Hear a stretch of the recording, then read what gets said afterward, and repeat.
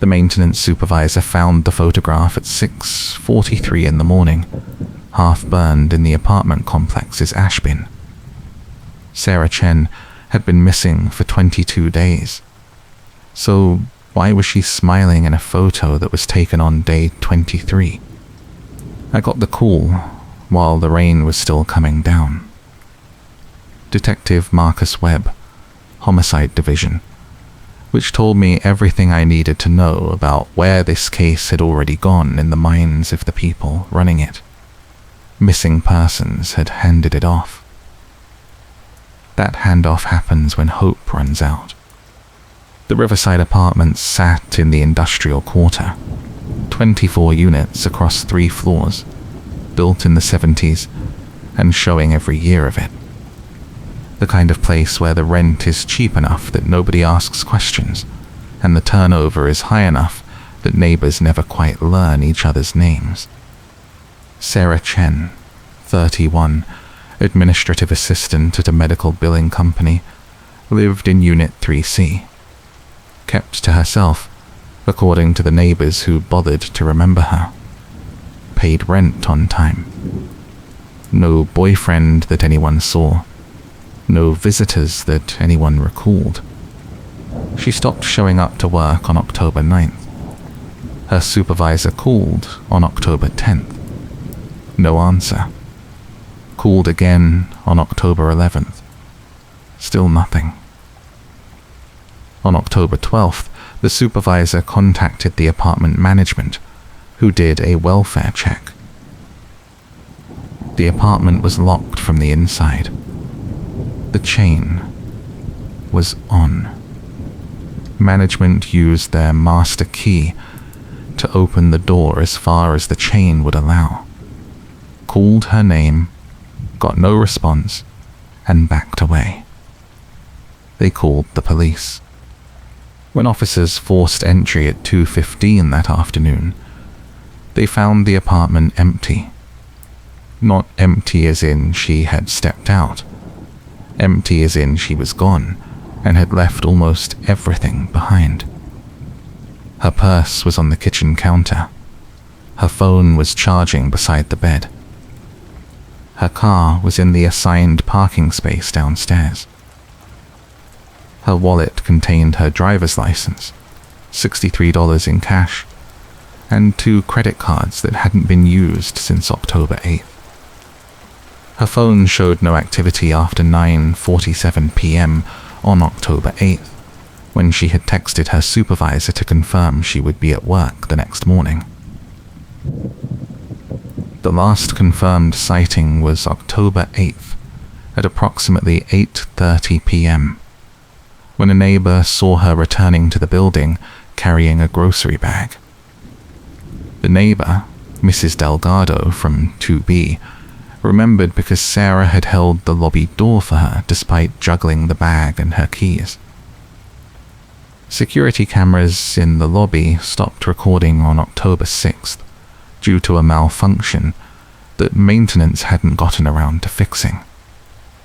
The cameras in the parking lot had been vandalized 3 weeks before that and never replaced. So we had a woman who vanished from a locked apartment sometime between 8:30 p.m.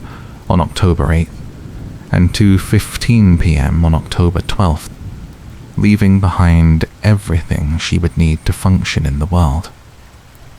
With no sign of struggle and no evidence of forced entry. Missing persons worked the case hard for the first week. They interviewed neighbors, co-workers, family. Sarah's parents lived upstate, saw her maybe twice a year. Distant, but not estranged. No boyfriend, no close friends. No one who knew her well enough to say what might have driven her to disappear. Her computer search history showed nothing unusual. Her bank account showed regular deposits and modest spending. Her social media was minimal, mostly professional networking with co-workers and former classmates. She had posted a photo of her lunch on October 7th. The caption read, starting to feel like fall. No note. No indication of planning. No trail. The case went cold by week 3. That's when Marcus Webb inherited it, and that's when I started paying attention. I run a podcast on unsolved cases, and something about Sarah Chen's disappearance felt deliberately empty, like the absence itself was the message. Webb agreed to let me shadow the investigation on the condition that I didn't publish anything until he cleared it. I've worked with him before. He's careful, methodical, and doesn't mind an extra set of eyes as long as they stay out of his way. Which brings us to the photograph. The maintenance supervisor, a man named Dale Hutchins, was doing his monthly inspection of the incinerator room when he found it. The complex stopped using the incinerator for trash years ago after new regulations came through. But the ash bin was still there, mostly used by residents who wanted to dispose of sensitive documents. Dale noticed the bin lid was ajar and smoke residue on the rim that looked fresh. He opened it fully and saw the burned remains of what looked like a small fire. Maybe a handful of papers. Most of it was ash, but one piece had survived, caught against the metal grating at the bottom. He pulled it out carefully, realized it was a photograph, and called the police. The photograph showed Sarah Chen standing in front of a brick wall, smiling at the camera. She was wearing a dark jacket and jeans. Her hair was pulled back. The image quality was decent, probably taken with a smartphone and printed on standard photo paper. The burn damage had consumed the left third of the photo and most of the bottom, but her face was clear. Unmistakably her. Here's what made it impossible. The brick wall in the background was distinctive, an old industrial pattern with a metal door visible at the edge of the frame. Webb recognized it immediately. It was the exterior wall of a warehouse on Harbor Street, 6 blocks from the apartment complex. And painted on that wall, just visible over Sarah's left shoulder in the photograph, was a piece of graffiti that hadn't existed on October 8th. The graffiti was a tag, a stylized bird design in bright blue spray paint. The artist was a local kid who went by the handle Sparrow, and we knew exactly when he had painted it because he had been arrested for vandalism the same night. Sparrow had hit 6 walls along Harbor Street on the night of October 9th, starting around 11 p.m. and finishing around 2:30 a.m. on October 10th. The warehouse wall was his 4th stop, which put the time of that particular tag at approximately 12:45 a.m. on October 10th, 16 hours after Sarah Chen's last confirmed sighting, 22 hours after her last text message. So the photograph showed Sarah standing in front of a wall that proved she was alive on October 10th, at the earliest. But by October 10th, her apartment was already locked from the inside with the chain on. Her phone was already sitting silent beside her bed.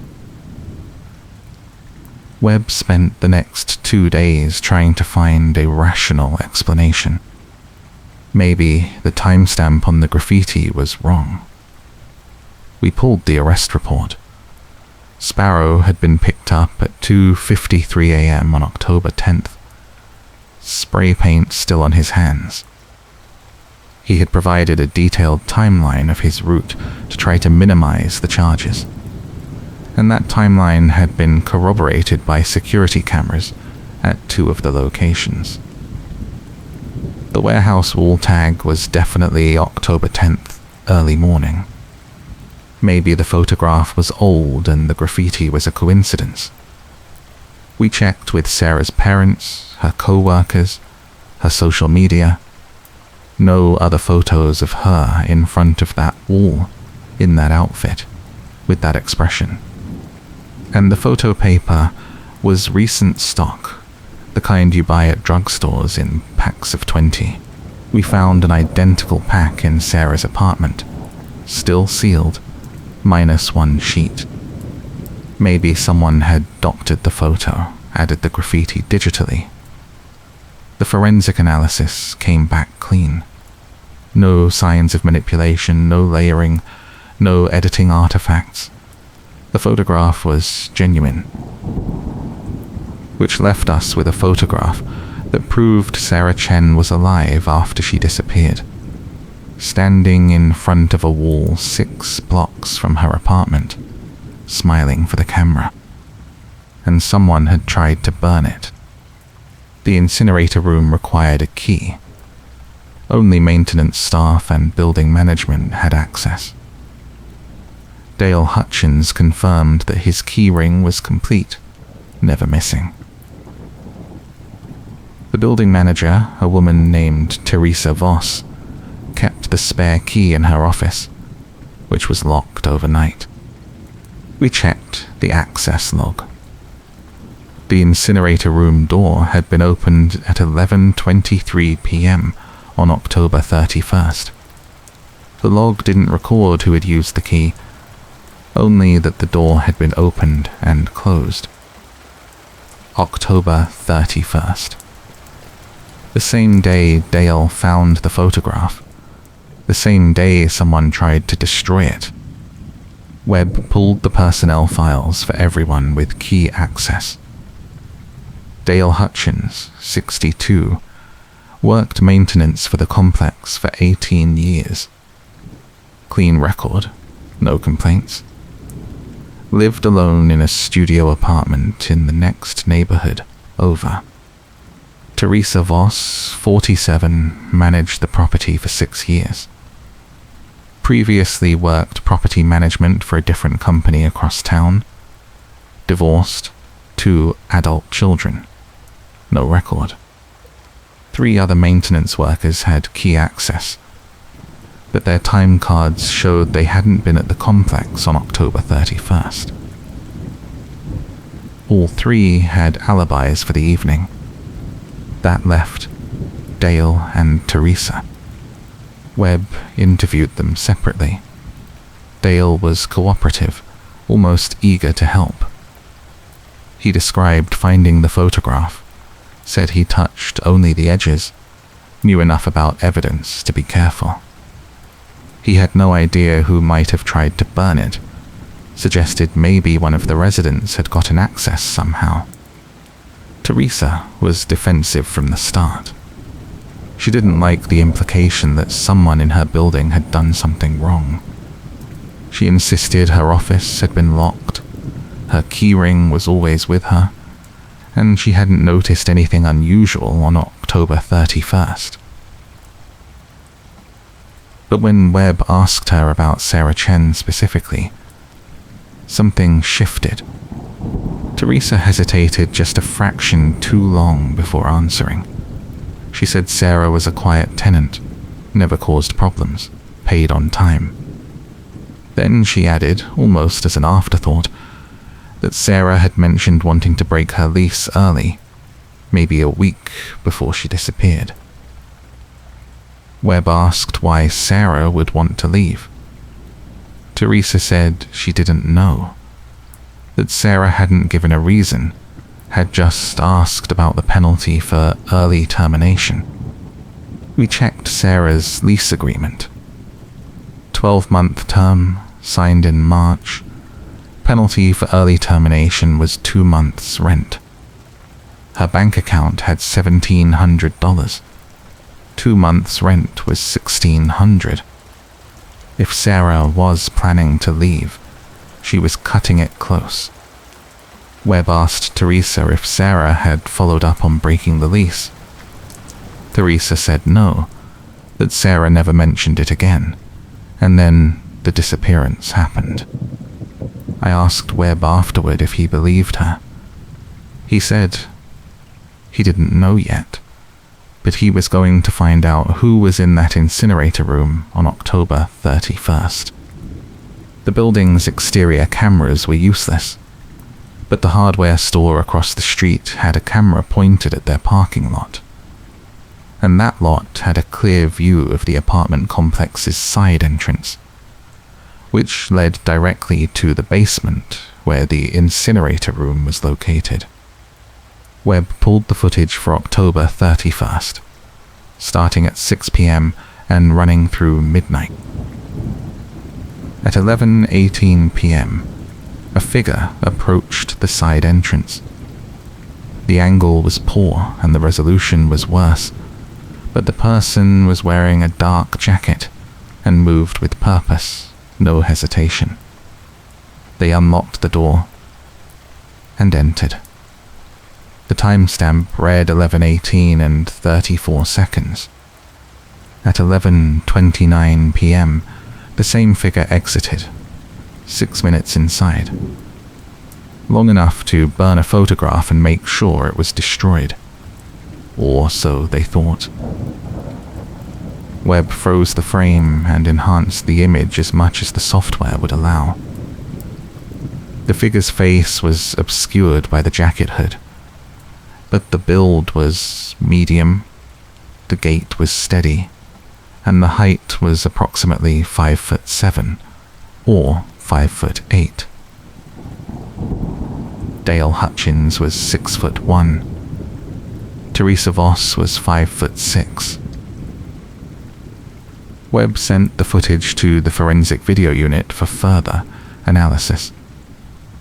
They came back 48 hours later with a profile. Medium build, possibly female.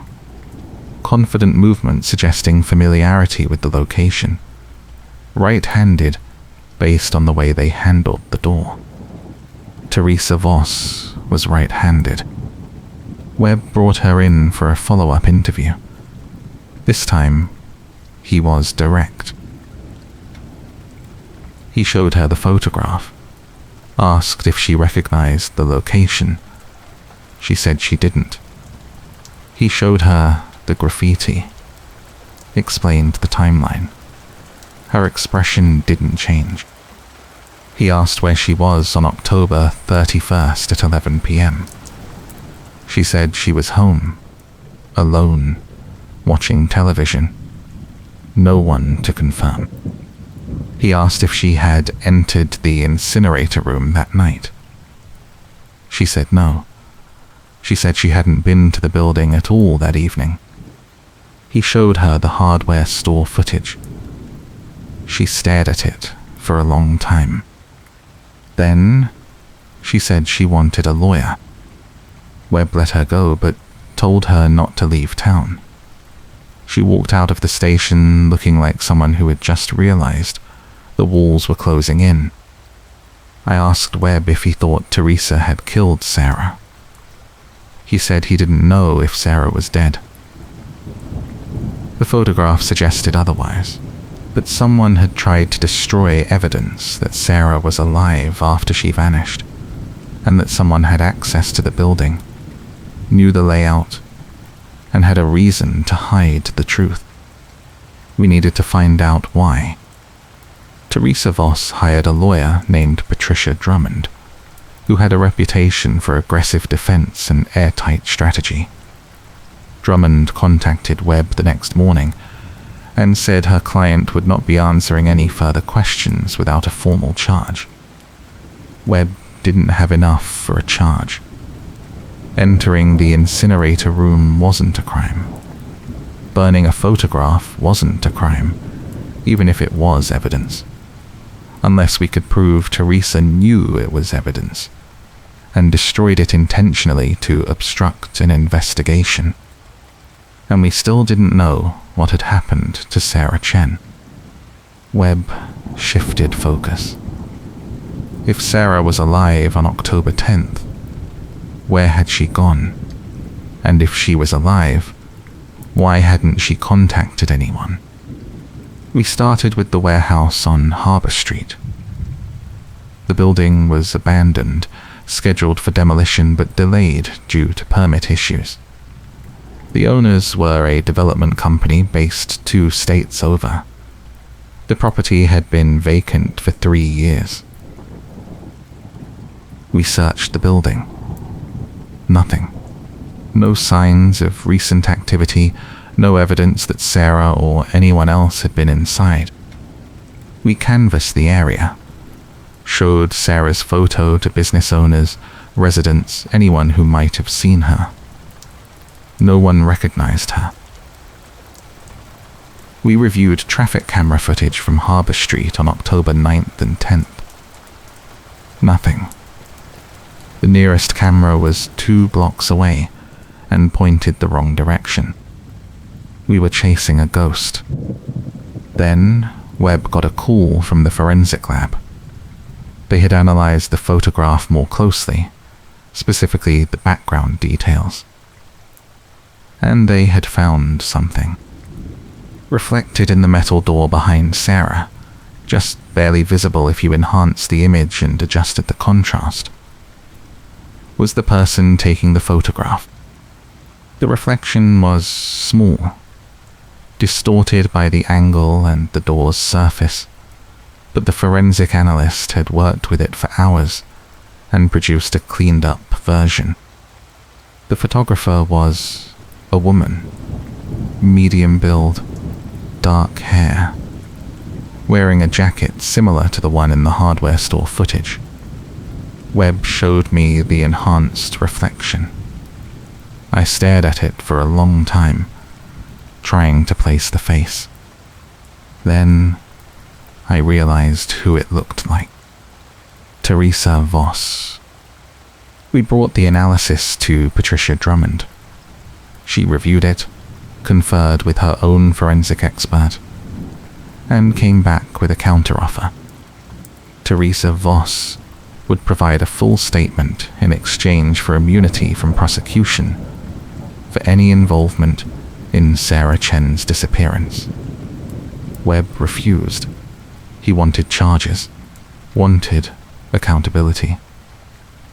But the district attorney looked at the evidence and made the call. We needed the truth more than we needed a conviction that might not stick. The immunity deal went through. Teresa Voss came in with her lawyer on November 8th, 3 weeks after Dale found the photograph, and told us everything. She said Sarah Chen had come to her office on October 7th, the day before she disappeared. Sarah was agitated, scared. She said someone was following her, had been for weeks. She didn't know who or why, but she was sure of it. Teresa asked if Sarah had gone to the police. Sarah said she had, but they told her there wasn't enough evidence to do anything. No direct threats, no confrontations, just a feeling of being watched. Sarah asked Teresa if she could break her lease immediately, without penalty. She said she needed to leave, needed to disappear for a while until she figured out what was happening. Teresa said no. The lease was binding. The penalty was non-negotiable.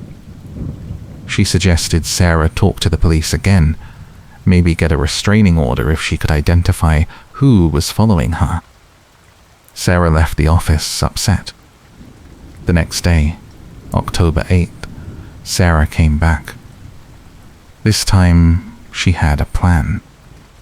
She would stage her own disappearance. Make it look like something had happened to her in her apartment. Leave everything behind, disappear completely, and start over somewhere else under a different identity. She asked Teresa to help. Teresa said no at first. It was illegal, dangerous, insane. But Sarah was desperate. She offered Teresa $5,000, money she had been saving for years, kept in cash in a safe deposit box. Teresa thought about it. $5,000 would cover the penalty for breaking the lease, plus a significant bonus. And if Sarah disappeared on her own, the apartment could be re-rented quickly, no loss of income. So she agreed. They worked out the details. Sarah would leave the apartment on the night of October 8th, after the neighbor saw her return with groceries. She would leave her phone, her purse, her car. Make it look like she had vanished from a locked room. Teresa would come by the next morning, early, before anyone else was around. She would lock the apartment from the inside, including the chain, using a trick she had learned years ago involving a string and careful timing. It would look like Sarah had locked herself in, and then somehow disappeared. Sarah would hide for a few days, then leave town. Teresa would take the $5,000 and stay quiet. But there was a problem. Sarah wanted proof that she had made it out alive, in case something went wrong, and Teresa decided to report her missing anyway. She wanted a photograph of herself, taken after she left, with something in the background that proved the date. Teresa agreed to take the photograph on October 10th, after the graffiti appeared. It was Sarah's idea to use the warehouse wall, said the graffiti was perfect because it was time-stamped by the arrest. They met at the warehouse at 1:30 a.m. on October 10th. Teresa took the photograph.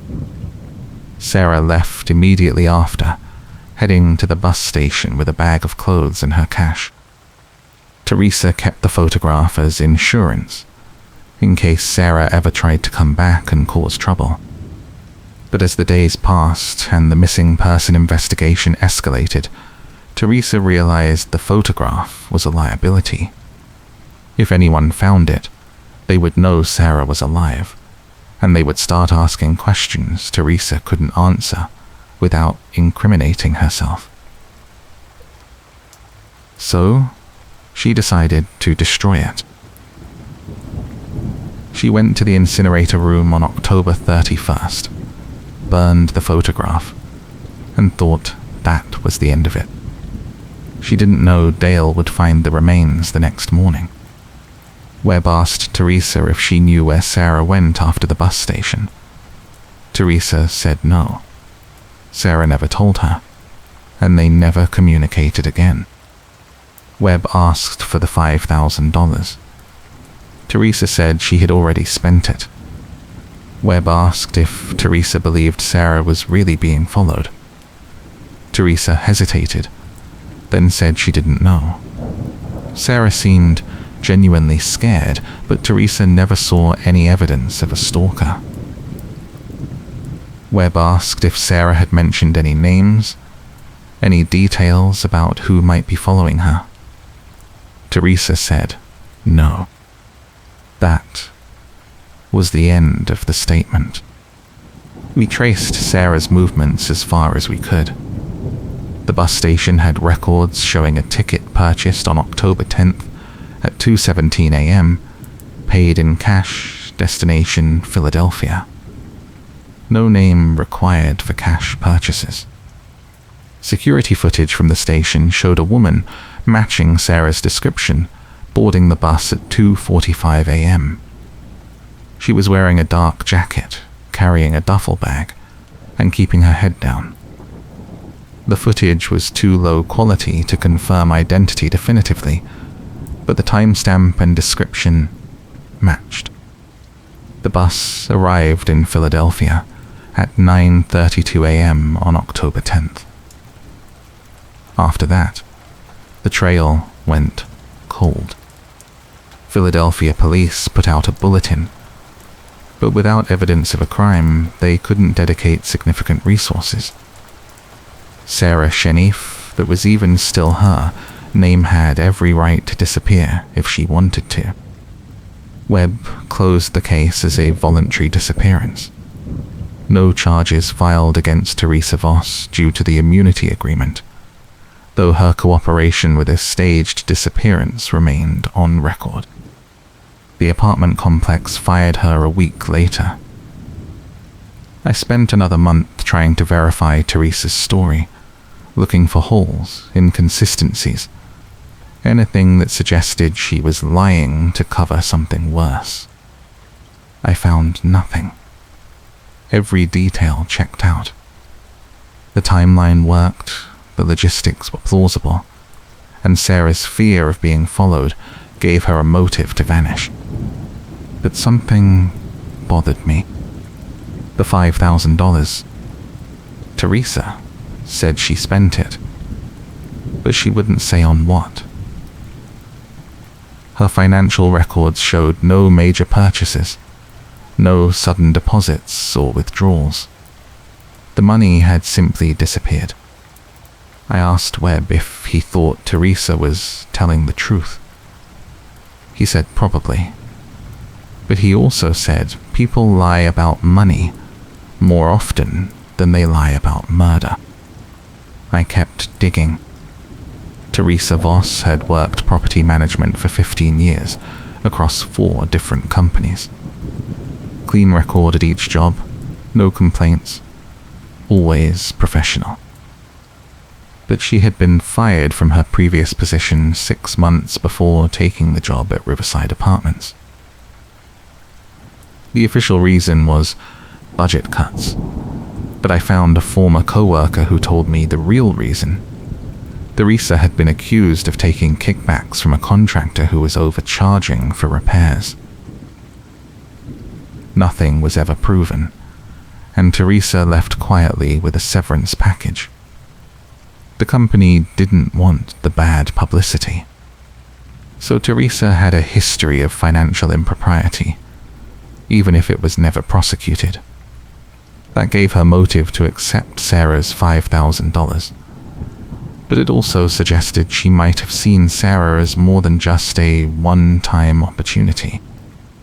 I started looking at the other tenants in the building, specifically the ones who had left suddenly or broken their leases early in the 2 years since Teresa became manager. I found 3. A man named Kevin Torres, who broke his lease in March after 4 months, citing personal reasons.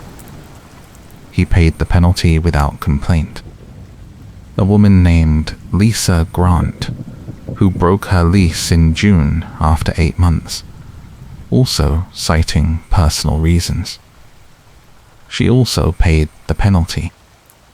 And a man named David Wu, who broke his lease in August after 6 months. He paid the penalty and moved out of state. 3 early lease breaks in 18 months. That was higher than average for a complex of that size, but not alarmingly so. But when I looked closer, I noticed something. All 3 had complained to management about feeling unsafe in the building. Kevin Torres said his apartment had been broken into, though nothing was taken. Lisa Grant said someone had been in her apartment while she was at work, moving things slightly, just enough to notice. David Wu said he kept hearing footsteps in the hallway outside his door late at night, but when he checked, no one was there. All 3 filed reports with management. All 3 were told that security would be increased. And all 3 left within weeks of filing their reports. I contacted Kevin, Lisa, and David separately. 2 of them responded. Kevin Torres told me he broke his lease because he couldn't shake the feeling that someone was watching him. He said it started small little things, but escalated until he couldn't sleep. He moved back in with his parents and never looked back. Lisa Grant told me the same story. She said someone had been in her apartment multiple times, and she was certain of it. She installed a camera, but it never captured anything. The feeling persisted until she left. David Wu didn't respond to my messages, but his social media showed he had moved to California and changed careers. I asked Kevin and Lisa if they had ever spoken to Teresa Voss about their concerns. Both said yes. Both said Teresa had been sympathetic but ultimately unhelpful, suggesting they contact the police or install better locks. Both said Teresa had mentioned, almost casually, that breaking the lease was always an option if they felt unsafe. I brought this to Webb. He reviewed the information, saw the pattern, and reopened the investigation. We interviewed Kevin Torres and Lisa Grant in person. Both confirmed that their experiences felt intentional, like someone was trying to scare them into leaving. Kevin said he noticed Teresa always seemed to know when he was home, even though he had irregular hours. She would text him about building issues or maintenance requests that needed immediate access, always at times when he happened to be there. Lisa said the same thing. Teresa always seemed to show up at her door right after something had been moved or disturbed, offering to check the locks or inspect the apartment for signs of intrusion. Webb asked if either of them thought Teresa was the one causing the disturbances. Both hesitated, then said they hadn't considered it at the time, but looking back, the timing was too convenient. We checked Teresa's access logs. As building manager, she had master key access to every unit and could enter at any time for maintenance or emergencies.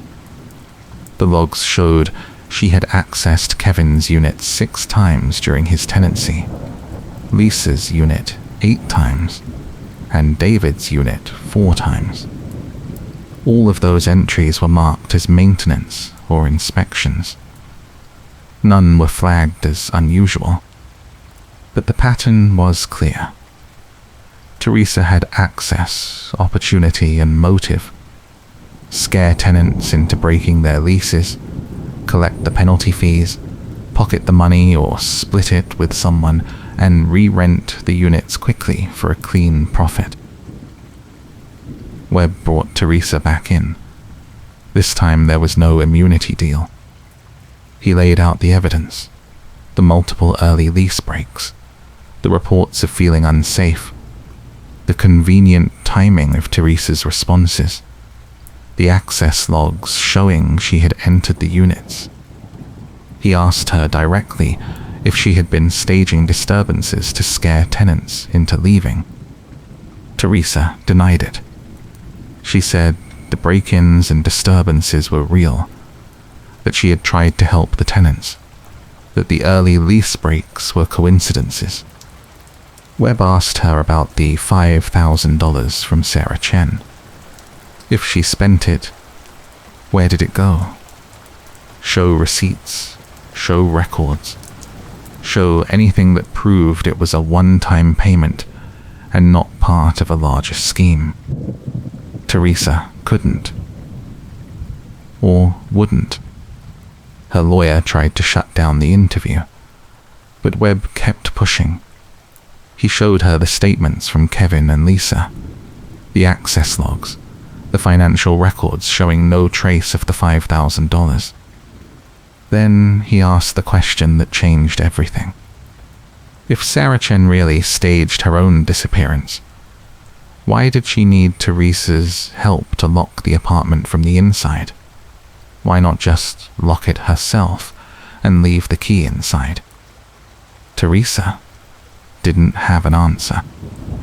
Webb let that silence sit for a long time. Then he said he thought Sarah Chen was dead. He thought Teresa had killed her, probably during a confrontation on October 8th, when Sarah refused to pay more than $5,000, or threatened to report Teresa's scheme to the authorities. He thought Teresa had staged the locked room to make it look like Sarah had vanished mysteriously, then realized the photograph was a mistake and tried to destroy it.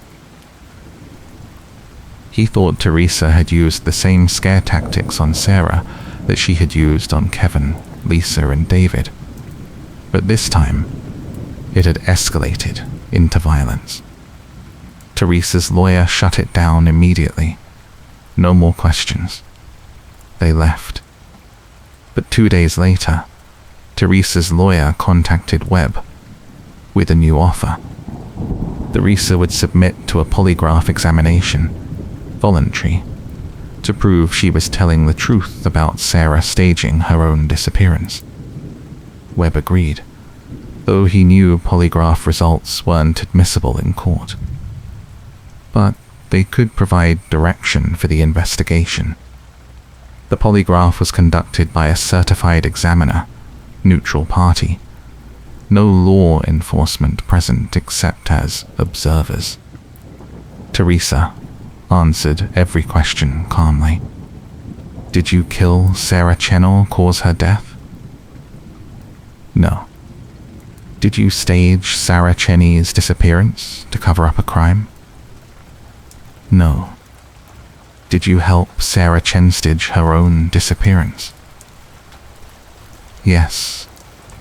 Did Sarah Chen give you $5,000? Yes.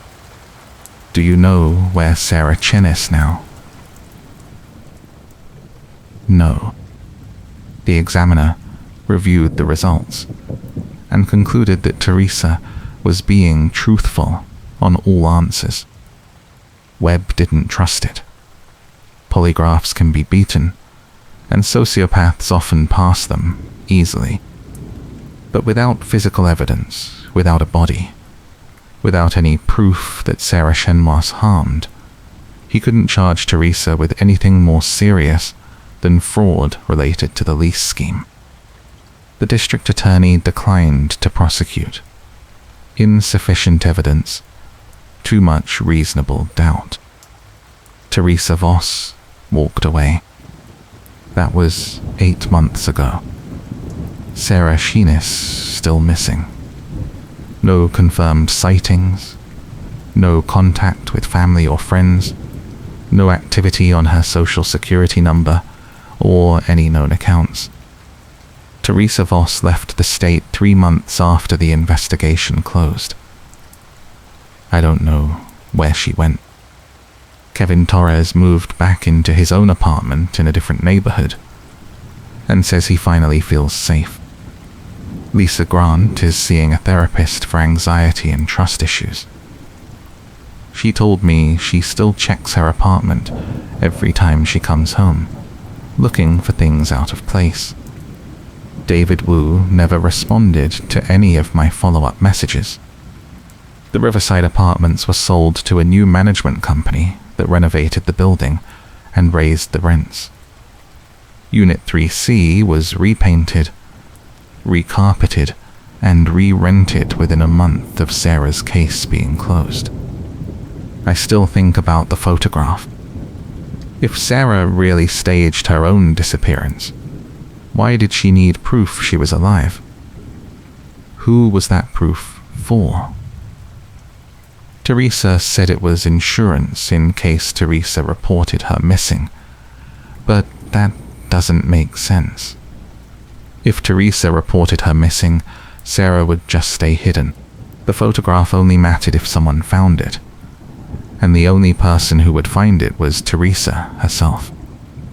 Unless Sarah intended for someone else to find it. Maybe Sarah knew the photograph would surface eventually. Maybe she left it for us, a breadcrumb trail to lead us to the truth about Teresa's scheme. Or maybe I'm reading too much into it.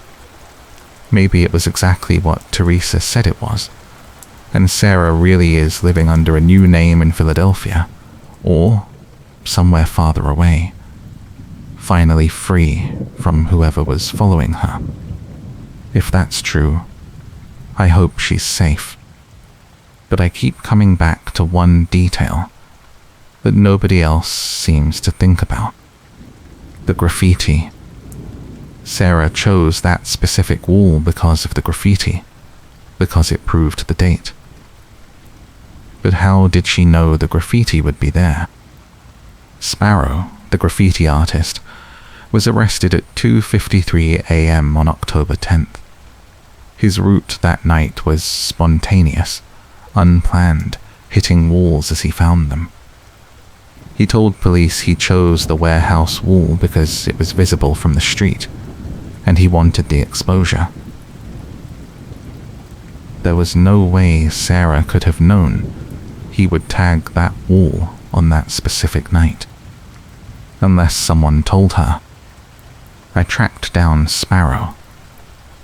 His real name is Marcus Hill, 19 years old, working at a pizza shop to pay off his vandalism fines. I asked him if anyone had ever approached him about his graffiti, maybe suggested locations, or paid him to tag specific spots. He looked at me like I was crazy. He said no, he worked alone, never took requests. I asked him if he remembered the warehouse wall on Harbour Street. He said yes, said it was a good spot, high visibility. I asked him if he remembered seeing anyone near the wall that night, around 12:45 or 1 a.m. He thought about it, then said maybe. He said there might have been someone across the street, standing in the shadows, but he was too focused on painting to pay attention. I asked if he remembered anything about the person. He said no, just a shape. Could have been anyone. I thanked him and left. Maybe it was Sarah, waiting for the graffiti to be finished so she could take her proof-of-life photograph. Or maybe it was Teresa, making sure the timeline worked, making sure the details would add up later when we started asking questions. Or maybe it was someone else entirely, someone we never found, someone who was watching the whole thing unfold. I don't know. What I do know is this. Sarah Cheney's apartment was locked from the inside, with the chain on when police forced entry. That's a fact. Teresa Voss said she locked it using a string trick. That's plausible.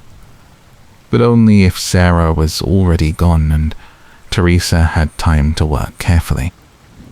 But what if Sarah was still inside? What if Teresa locked the door, not to fake a disappearance, but to trap Sarah inside while she figured out what to do next?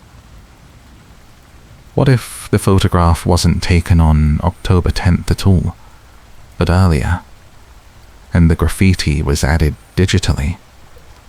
Good enough to fool our forensic analysis, because Teresa paid someone who knew what they were doing. What if Sarah never made it to the bus station, and the woman in the footage was someone else, paid to create a false trail? What if the immunity deal was the goal all along? A way for Teresa to confess to a lesser crime to avoid being charged with murder?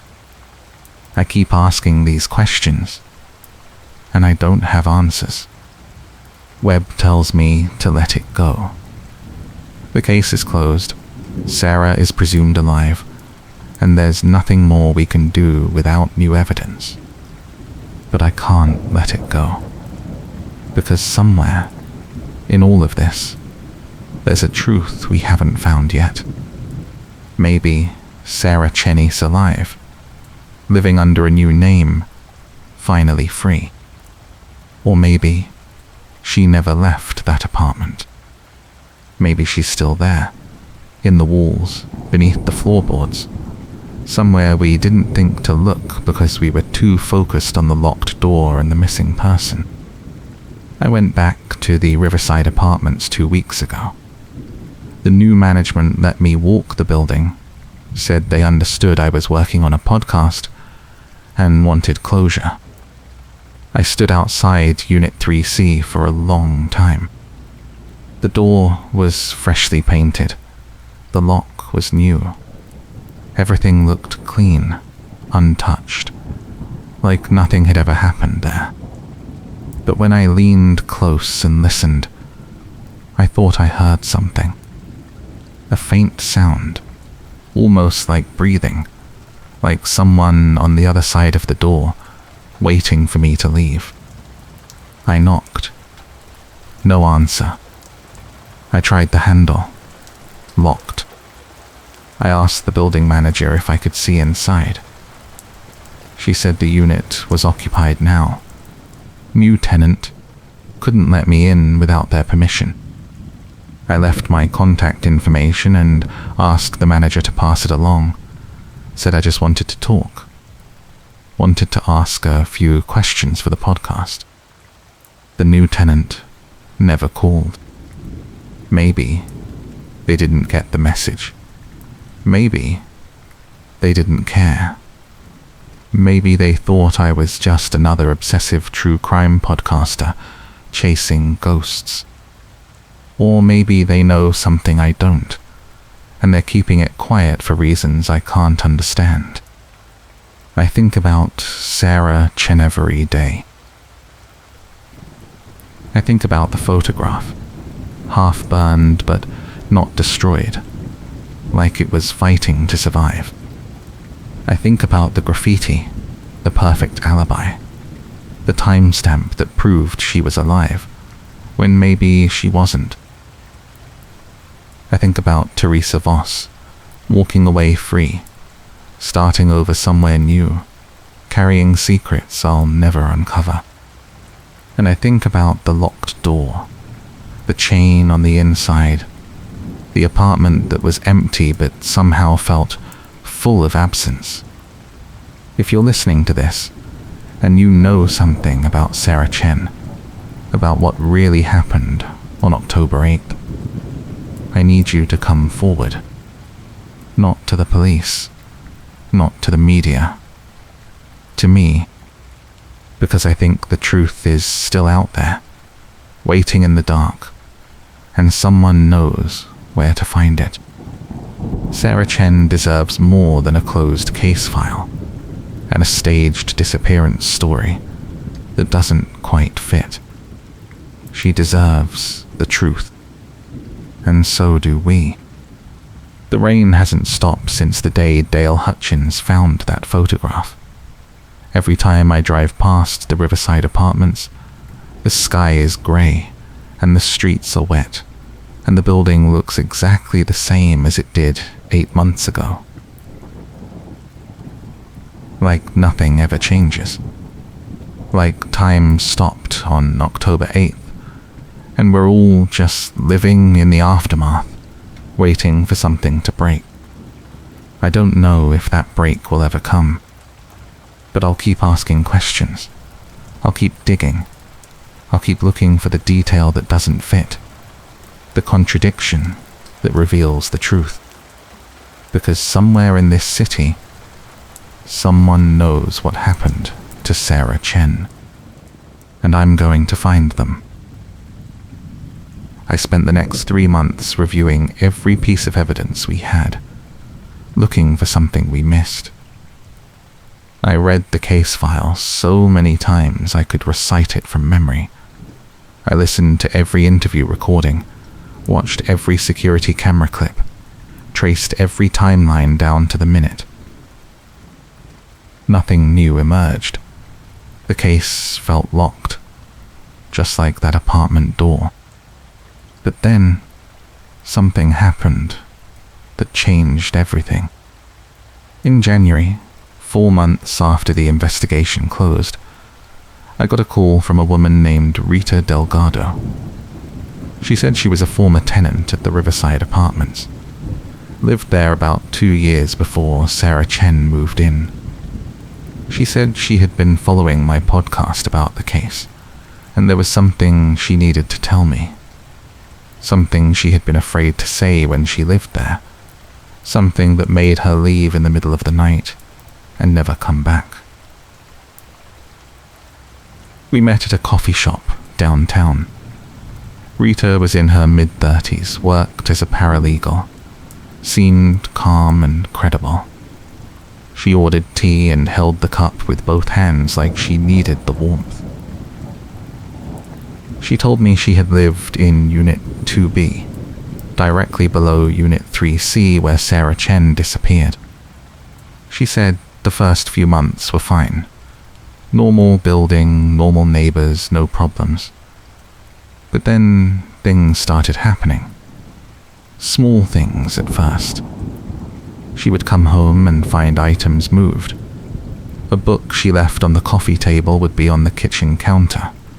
A jacket hung in the closet would be draped over a chair. Keys placed on a hook would be sitting on the dining table. Rita thought she was forgetting, misremembering where she put things. Stress from work, not sleeping well, easy to explain. But then it escalated. She started finding her door unlocked when she came home, even though she was certain she had locked it.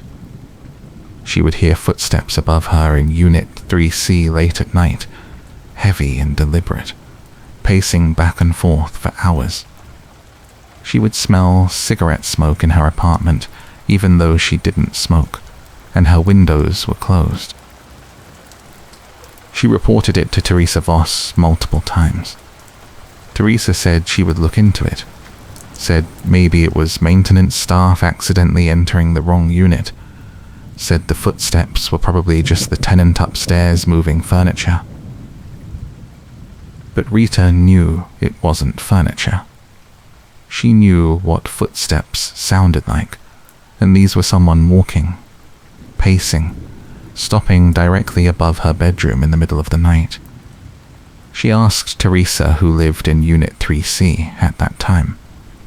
Teresa said it was vacant, had been vacant for weeks while they were repainting.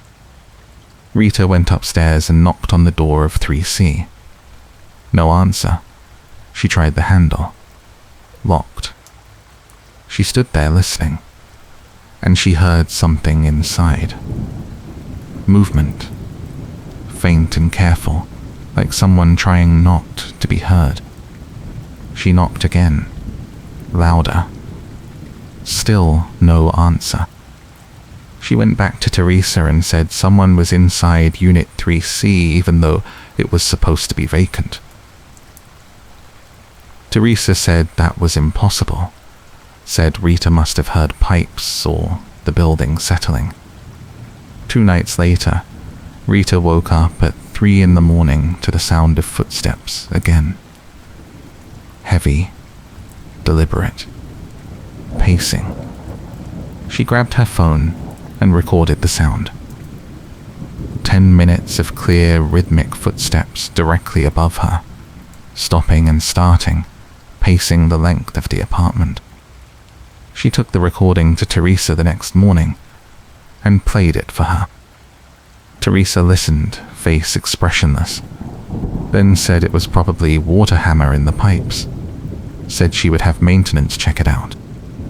Rita said no. That's not water hammer, those are footsteps. Someone is in that apartment. Teresa said the unit was vacant and locked, and there was no way anyone could be inside. Rita asked Teresa to open the unit and check. Teresa refused, said she didn't have time, said there was no reason to check an empty apartment just because Rita heard some noise. That night, Rita heard the footsteps again. And this time, she heard something else. A voice. Muffled, coming through the ceiling like someone talking on the phone or to themselves. She couldn't make out words, but it was definitely a human voice. A man's voice, low and steady. She called the police. 2 officers responded, came to her apartment, listened for a few minutes. They didn't hear anything. The footsteps had stopped. Rita played them the recording from the night before. The officers said it sounded like footsteps, agreed it was strange, but said they couldn't force entry into a vacant apartment without probable cause or permission from the building manager. They went upstairs and knocked on the door of 3C. No answer. They called Teresa and asked her to come let them in. Teresa arrived 20 minutes later, annoyed and insisting there was no one inside. She unlocked the door and opened it. The apartment was empty. Completely empty. No furniture, no belongings, walls freshly painted, carpet clean. Nobody inside. The officers looked around, checked the closets and bathroom, found nothing. They apologized to Rita for the false alarm and left. Teresa told Rita she was hearing things, maybe stress or lack of sleep, suggested she see a doctor. Rita knew she wasn't imagining it. She had the recording. She knew what she heard. But she also knew Teresa wasn't going to help her, and the police couldn't do anything without evidence of an actual person. 2 nights later, it happened again. Footsteps, pacing, then the voice. This time clearer, closer, like the person was standing directly above her bed. Rita packed a bag, left the apartment that night, and never went back. She broke her lease, paid the penalty fee, and found a new place across town. She said she couldn't stay there another night, couldn't sleep knowing someone was upstairs in that supposedly vacant apartment. She tried to forget about it, told herself maybe Teresa was right, and she had been stressed and imagining things. But then she heard about Sarah Chen disappearing from Unit 3C, the same apartment where Rita had heard the footsteps, and everything came back. She said she should have spoken up earlier, should have told the police about what happened to her, but she was afraid no one would believe her, afraid Teresa would deny it, afraid it would sound crazy. But now, listening to my podcast, hearing about the locked door and the staged disappearance and Teresa's involvement, Rita said she knew she had to come forward. Because she didn't think Sarah Chen staged her own disappearance. She thought someone had been using Unit 3C as a hiding place, coming and going through some method that didn't involve the front door, and Sarah had discovered it, or interrupted it, or threatened to report it. And she thought Teresa knew about it the whole time. I asked Rita if she still had the recording of the footsteps. She said yes, saved on her phone, and backed up to the cloud. She played it for me. 10 minutes of clear, heavy footsteps, pacing back and forth, stopping, starting, unmistakably human. I asked her if she would be willing to go on record with this story. Maybe give a statement to Detective Webb. She said yes. She said she was tired of being afraid, tired of wondering if she could have prevented what happened to Sarah if she had just pushed harder back then. I contacted Webb immediately. He agreed to meet with Rita and take her statement. Rita told him everything she told me, played him the recording, gave him the exact dates of when she heard the footsteps, and reported it to Teresa. Webb pulled the maintenance logs for Unit 3C during the time Rita lived there. According to the logs, the unit was vacant and being prepared for a new tenant.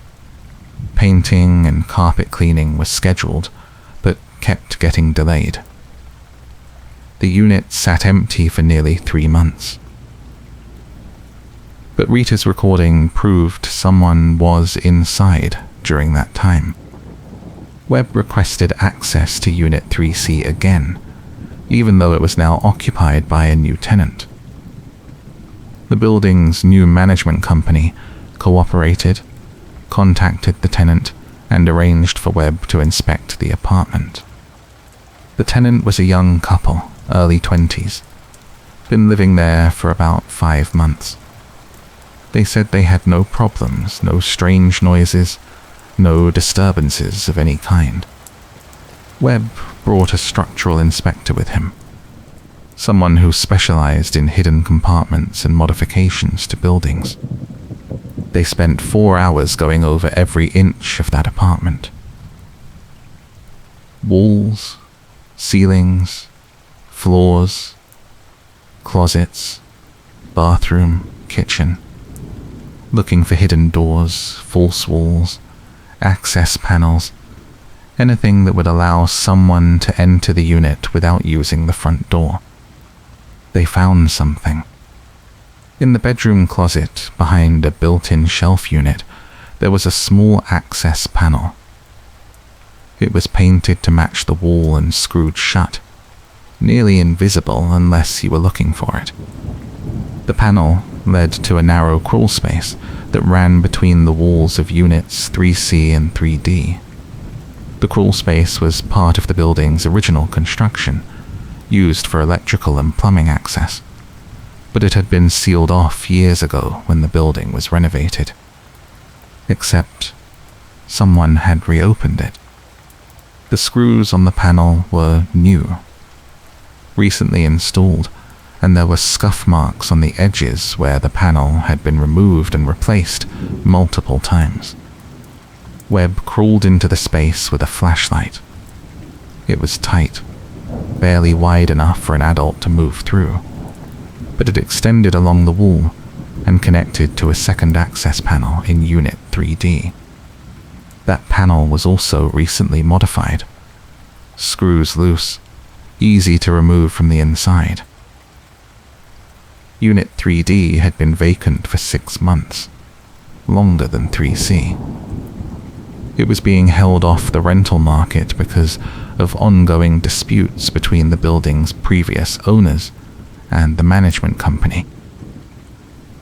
Webb forced open the panel from inside the crawl space and entered Unit 3D. The apartment was supposed to be empty, but it wasn't. There was a sleeping bag in the corner of the living room, fast food wrappers scattered on the floor, a battery-powered lantern, a few changes of clothes folded neatly on the counter. Someone had been living there. Webb called for backup and a forensics team. They processed the entire apartment, collected fingerprints, DNA samples, anything that could identify who had been using the space. The fingerprints came back within a week. They matched a man named Marcus Lyle, 34 years old, multiple priors for breaking and entering, trespassing and stalking. He had been arrested 3 times in the past 5 years, served minimal jail time, always got out and disappeared for a while, before surfacing again. Webb issued a warrant for Marcus Lyle's arrest. It took 2 months to find him. He was living in a motel on the outskirts of the city, working under a fake name at a warehouse loading dock. Officers picked him up without incident. Webb interrogated him for 6 hours. Marcus admitted to living in Unit 3D at the Riverside Apartments for several months. He said he had found the access panel by accident while doing electrical work in the building years earlier, before the renovation. He remembered it was there, figured it would still work, and decided to use it as a way to squat in vacant units without anyone knowing. He said he would enter through the service entrance in the basement, which was rarely monitored, then use maintenance stairwells to reach the 3rd floor, and slip into Unit 3D through a broken window in the back alley. Once inside, he would use the crawl space to move between 3D and 3C, whichever unit was vacant at the time. He said he preferred 3C because it had better light and a working bathroom. Webb asked him if he ever encountered any tenants while he was using the units. Marcus said yes, a few times. Usually he would just leave when he heard someone moving in, find another vacant unit in a different building. But sometimes he would stay, hide in the crawl space during the day, come out at night when the tenant was asleep or away. Webb asked him if he remembered Rita Delgado, the woman who lived in 2B and heard footsteps above her. Marcus said yes, he remembered her. He said she complained a lot, got the police involved, so he stopped using 3C for a while and stayed in 3D instead. Then, Webb asked him the question that mattered. Did you encounter Sarah Chen? Marcus went quiet for a long time. Then, he said yes. He said Sarah moved into 3C in late September. He had been using 3D at the time, didn't know 3C was occupied until he heard her moving around one night. He stayed in 3D, avoided 3C, figured she would never know he was there. But one night, in early October, he heard her in the crawl space. She had found the access panel in her closet, probably while putting away clothes or organizing storage, and she had opened it to see what it was. Marcus said he was in the crawl space at that moment, moving from 3D to check if the coast was clear in 3C, and he ran into her face to face in the dark, narrow space. She screamed. He panicked. He said he didn't mean to hurt her, said he just wanted her to be quiet so the neighbors wouldn't hear, so the police wouldn't come. He grabbed her, covered her mouth, pulled her back into the crawl space. She fought. She scratched his face, tried to bite his hand, kicked at the walls.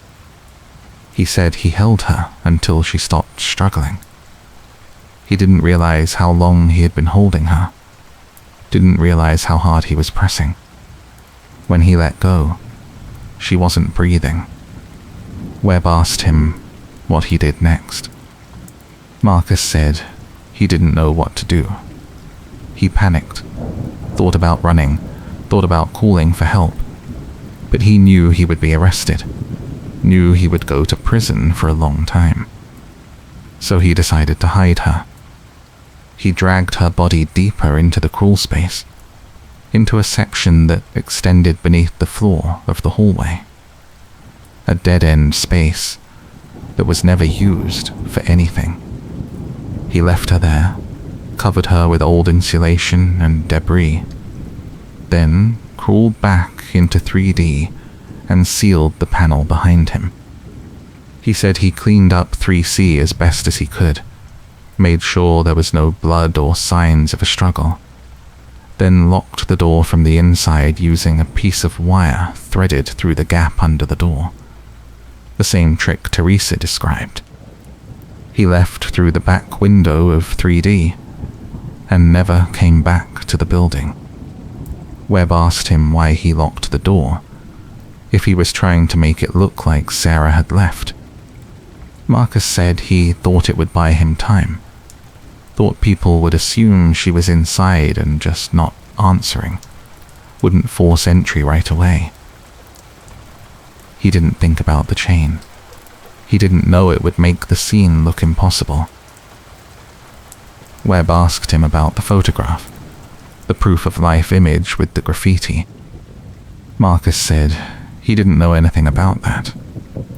He said Sarah was dead before October 10th, probably October 7th or 8th. He wasn't sure of the exact date. Webb asked him if Teresa Voss knew about any of this. Marcus said no. He said he never met Teresa, never spoke to her, didn't think she had any idea he was living in the building. But then Webb showed him the maintenance logs, showed him that Unit 3D had been kept vacant for months even though there was demand for rentals, showed him that Teresa had access to those units and could have discovered evidence of Marcus squatting there. Marcus stuck to his story. He said Teresa didn't know. Webb didn't believe him. But without evidence of Teresa's direct involvement, he couldn't charge her with anything related to Sarah's death. Marcus Lyle was charged with second-degree murder, involuntary manslaughter, and concealing a death.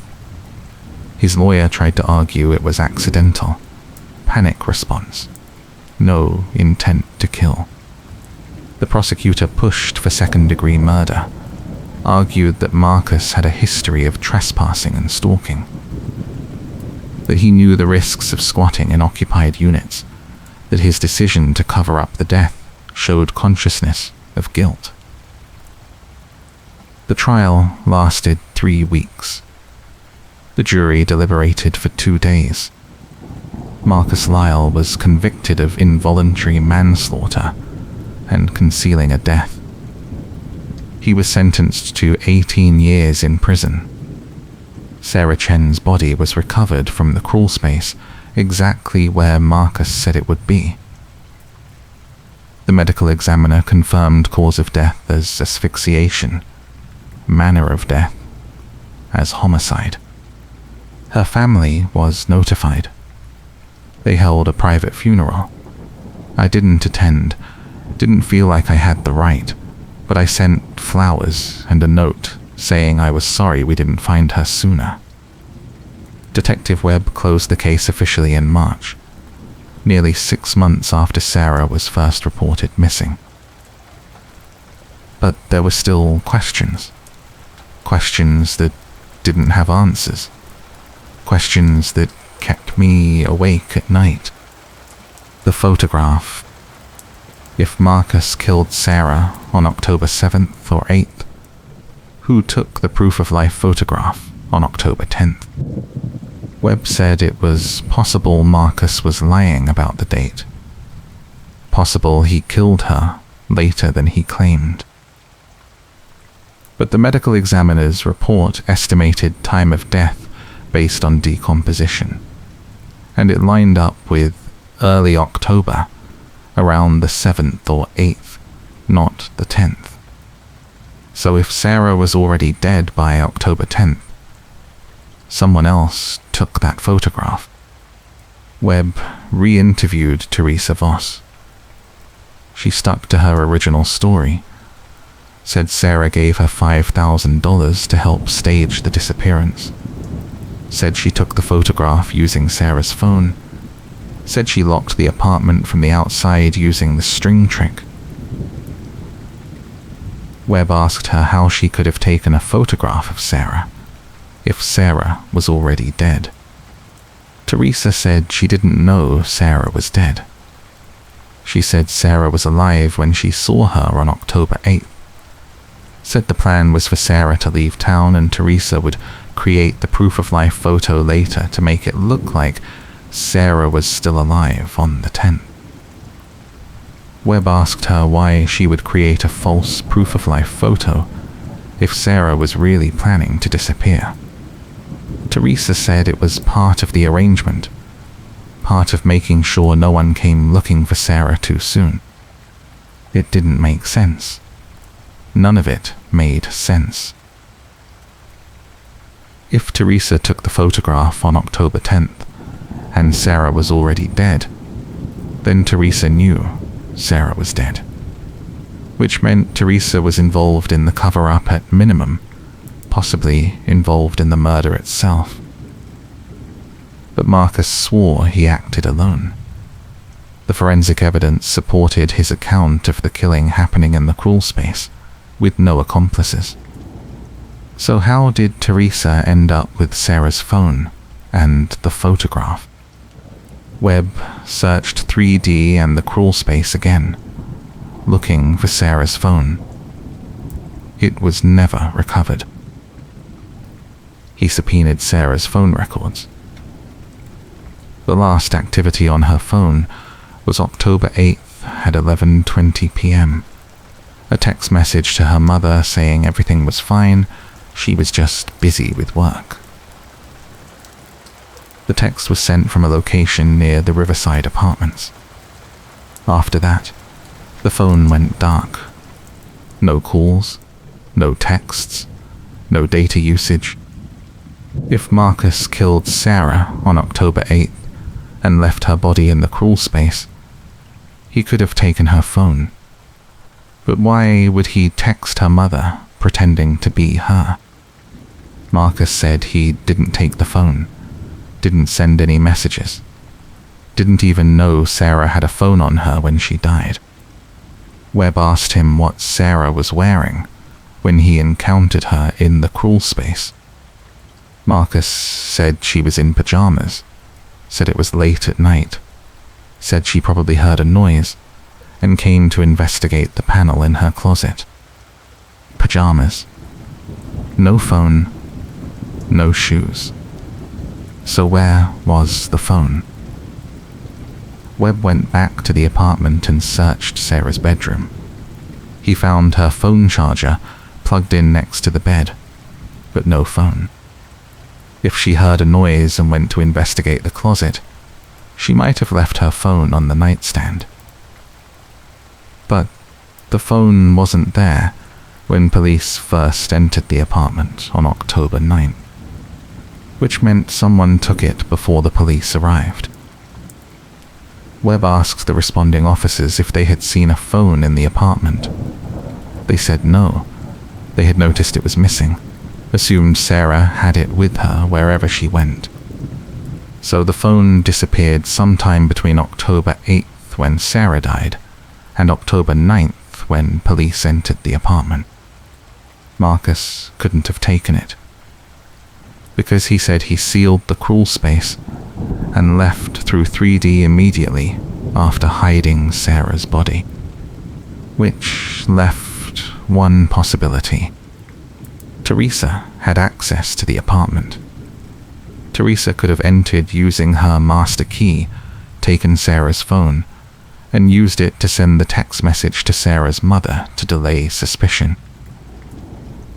Then Teresa could have used the phone to create the proof-of-life photograph on October 10th, staging it to look like Sarah was alive and planning to disappear. But why? If Teresa didn't know Sarah was dead, why take the phone and stage a fake disappearance? And if Teresa did know Sarah was dead, why not just report it and claim she found the body? Unless Teresa was protecting someone. Or protecting herself.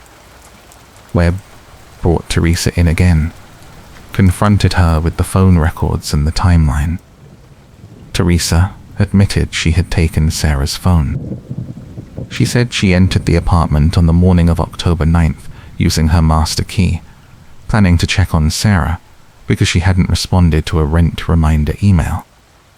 She said she found the apartment empty, the closet access panel open, and Sarah's phone on the floor near the closet entrance.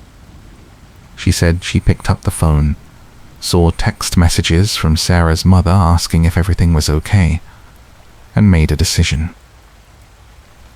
She thought Sarah had run away, thought the open panel meant Sarah had discovered the crawl space and used it to leave the building without being seen. She thought if she reported Sarah missing immediately, it would draw attention to the building, possibly lead to inspections that would reveal Marcus squatting in 3D and using the crawl space. Teresa admitted she knew Marcus was living in the building. She had discovered evidence of his presence months earlier, but hadn't reported it because she was afraid of getting in trouble for not securing the vacant units properly. She said she made a deal with Marcus. He could stay as long as he didn't cause problems, didn't steal anything, didn't let tenants notice him. In exchange, she wouldn't call the police. It was a stupid decision, she said. She knew it was wrong. But she was trying to avoid getting fired, avoid a scandal, avoid any blame for the building's security issues. When she found Sarah's phone in the open panel, she thought Marcus had scared Sarah somehow. Thought Sarah had run away because she found out someone was living in the walls. She thought if she made it look like Sarah had planned to disappear, it would keep the focus off the building and off Marcus. So she used Sarah's phone to send the text message to Sarah's mother, then kept the phone for 2 days while she figured out what to do next. On October 10th, she used the phone to take the proof-of-life photograph at the graffiti wall, staging it to make it look like Sarah was alive and leaving town voluntarily. Then she destroyed the phone, smashed it and threw it in a dumpster behind a shopping center. She said she didn't know Sarah was dead. She thought Sarah was hiding, thought Sarah would eventually reach out to her family and everything would be fine. It wasn't until Detective Webb started investigating and Marcus was arrested that Teresa realized what had actually happened. Webb asked her why she didn't come forward once she knew Sarah was dead. Teresa said she was afraid. She knew she had tampered with evidence, obstructed an investigation, and helped cover up a homicide even if she didn't know it was a homicide at the time. She thought if she admitted everything, she would go to prison. Webb arrested Teresa on charges of obstruction of justice, tampering with evidence, and accessory after the fact. Her lawyer argued she didn't know Sarah was dead when she took the phone and staged the photograph, that her actions were misguided, but not criminal. The prosecutor disagreed. He argued that Teresa's decision to hide evidence and stage a fake disappearance allowed Marcus to evade capture for months, that her actions directly interfered with the investigation and delayed justice for Sarah's family. The case went to trial. Teresa testified, told her story, admitted she made terrible decisions, but insisted she never intended to cover up a murder. The jury didn't buy it. Teresa Voss was convicted of obstruction of justice and tampering with evidence. She was sentenced to 4 years in prison. She's currently serving that sentence at a minimum security facility upstate. Marcus Lyle is in a different facility, serving his 18 years. Sarah Chen is buried in her hometown, next to her grandparents. And I'm still here, still thinking about the case, still wondering if there are more details we missed. Rita Delgado gave me permission to share her story publicly. She said she hopes it helps other people trust their instincts, speak up when something feels wrong, even if they're afraid no one will believe them. If Rita had pushed harder back then, if the police had taken her seriously, if Teresa had done her job and investigated properly, maybe Sarah would still be alive. Or maybe Marcus would have just moved to a different building and hurt someone else. We'll never know. What we do know is this: Sarah Chen didn't stage her own disappearance. She didn't run away to start a new life. She was killed by a man who was illegally squatting in her building, hiding in the walls, and her death was covered up by a building manager who was more concerned about her own job than the safety of her tenants. And it took 8 months to find the truth. The Riverside apartments still stand. The building didn't close, didn't get torn down, didn't even undergo major renovations after everything came out. The property management company issued a statement expressing condolences to Sarah's family, promised to improve security measures, hired a new building manager, and moved on. Tenants moved out. New tenants moved in. Life continued. I went back to the building 6 months after the trial. Wanted to see it again. Wanted to understand how a place could just absorb something like this and keep existing. The new building manager, a man named Eric, gave me a tour.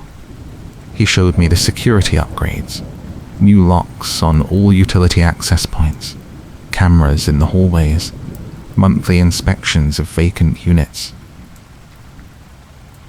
He showed me Unit 3C, Sarah's old apartment.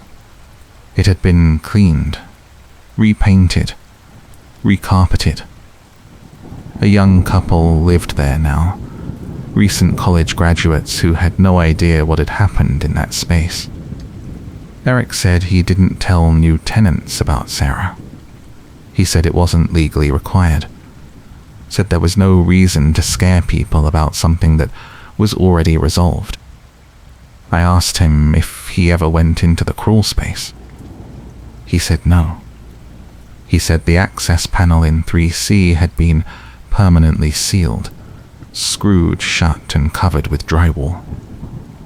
The landlord decided it wasn't worth the liability risk to leave it accessible. I asked him if he thought about Sarah when he walked through the building. He said no. He said he tried not to think about the history, tried to just focus on doing his job better than the last person did. I understood that, but I couldn't do the same. I kept investigating, not officially, just personally. I wanted to know if there were other cases, other times Marcus Lyle had been in places he shouldn't have been. I filed public records requests for trespassing reports, breaking and entering arrests, stalking complaints in the city over the previous 5 years. Marcus had been arrested twice before Sarah's death. Once in 2016 for trespassing in a vacant warehouse. He had been living there for 3 weeks before security discovered him. He was charged, pleaded guilty, received probation. Once in 2018 for breaking into a storage facility. He had been sleeping in one of the units, using a stolen access code. He was charged, pleaded guilty, received 6 months in county jail. Both times he was described as transient, homeless, non-violent. Both times the judges gave him lenient sentences because he hadn't hurt anyone, hadn't stolen anything significant, seemed to just be looking for a place to sleep. After the 2018 arrest, Marcus was released early for good behavior. He was supposed to check in with a probation officer monthly, but the records showed he missed 3 appointments in a row before the probation officer filed a warrant. That warrant was still active when Marcus killed Sarah. If the probation officer had followed up, if someone had brought Marcus in for violating probation, he wouldn't have been free to squat at the Riverside apartments. But probation officers are overloaded, under-resourced. and minor violations like missing check-ins often get ignored because there are more serious cases to handle. Marcus fell through the cracks. I also looked into whether Marcus had been connected to any other missing persons cases or unsolved disappearances. I found 3 cases in neighboring counties where women had vanished from apartment buildings between 2016 and 2019. One in 2016, a woman named Jessica Ortiz disappeared from a ground-floor apartment in a building that was later found to have unsecured utility access points. One in 2017, a woman named Amy Chen, no relation to Sarah, disappeared from a building with a history of trespassing complaints. One in 2019, a woman named Cara Sims disappeared from a building that had recently been cited for fire code violations related to blocked access panels. All 3 cases remained unsolved. All 3 women were in their 20s or 30s, lived alone, and were last seen at their apartments. I brought these cases to Detective Webb. I asked him if he thought Marcus could be connected. Webb said he'd already considered it. He said he had contacted the detectives handling those cases, shared information about Marcus's arrest and confession, and asked if they wanted to re-interview him. 2 of the detectives said yes. One said no, said their case didn't fit Marcus's pattern. Marcus was interviewed about Jessica Ortiz and Cara Sims. He denied any involvement in either disappearance. He said he didn't know those women, had never been to those buildings, had nothing to do with their cases. The detectives didn't have enough evidence to charge him. There were no forensic links, no witnesses placing Marcus near those buildings, no phone records or surveillance footage connecting him to the victims. Marcus's lawyer advised him not to cooperate further, said any additional interviews could be used to manufacture charges without evidence. So the interviews stopped. Jessica Ortiz and Cara Sims are still missing. Their cases are still open. Amy Chen's case was solved in 2020, a year after Sarah's death. Amy's ex-boyfriend was arrested and charged with her murder after a witness came forward. Her body was found buried in a rural area outside the city. The ex-boyfriend pleaded guilty and is serving life without parole. So Amy's disappearance had nothing to do with Marcus. But Jessica and Cara?